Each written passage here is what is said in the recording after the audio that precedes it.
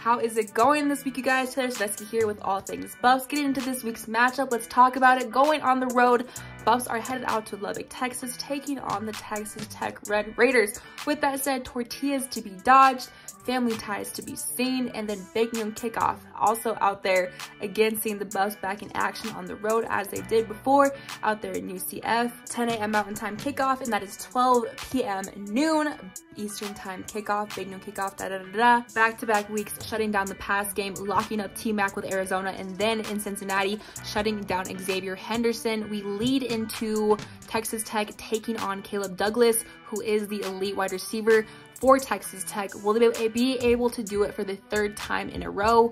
We will see. Dion Jr., aka Bucky, and Coach Prime both share a special connection with Texas Tech head coach Jordan McGuire. McGuire used to coach Bucky back in the day as a freshman in 2009 at Cedar Hill. Him and Coach Prime have built a good connection throughout the years and are excited to reconnect in this matchup, both stating that they have been really supportive of each other's coaching careers and can lean on each other throughout the years and their college coaching careers too as well. I think we gotta start where we start offensively with the Buffs. Shedeur Sanders, we know he can throw that thing in the air, that thing can spiral, but with that said, he was going 15 of 15, ending the night gracefully of 25 of 30, 83% completions, again 333 yards, 2 touchdowns. Again, we saw that balance, giving Pat Shurmur time to work, taking pressure off the passing game. We saw the ground game get going. Isaiah Augustive, that big running back, come in with 91 yards. He hasn't touched that since his freshman year last year at FIU with 101 yards. So it was great to see him get in there and be so dominant. Again, he banked on that late touchdown to the third, breathing the life back into this team. When this Carlo team is scoring early, the defense does not know what to do. They do not know how to work. And when Pat Shurmur has that balance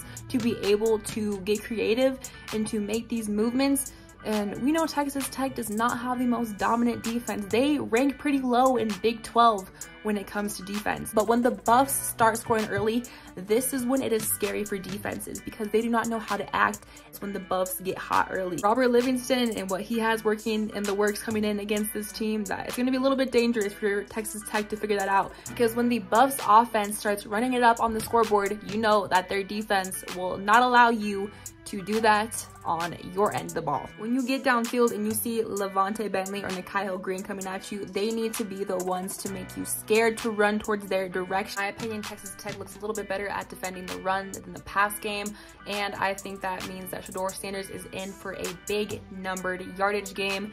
This game around, I think that this means he could throw for around 300 to 400 yards. I'm gonna say it now, don't quote me on that, but I'm looking forward to a big yardage game from Shedeur Sanders. On Texas Tech's offense, they do have a really good running back in Taj Brooks, so CU needs to look to stop him and not let him get that yardage on their end of the ball.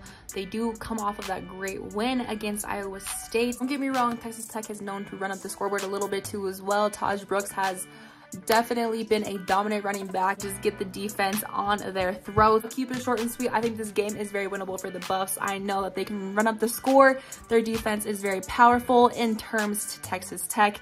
And then I think that Shedeur will also have a very, very high yardage game too as well.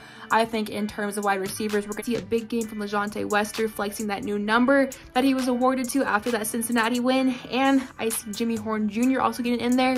We know what Travis is capable of, and after seeing Shedeur be fantastic against Cincinnati, and with this bye week coming at the perfect time, and for it not really being a relaxation bye week, but being more of a preparation execution bye week, I think the Buffs have it on lock. I think it'll be a high scoring game, like I said too as well. If the Buffs defense can lock them down on the ground game and also the pass game, I think if they can keep Shedeur on the field and also force some turnovers, I think he can work his magic and have a very high yardage game on his hands.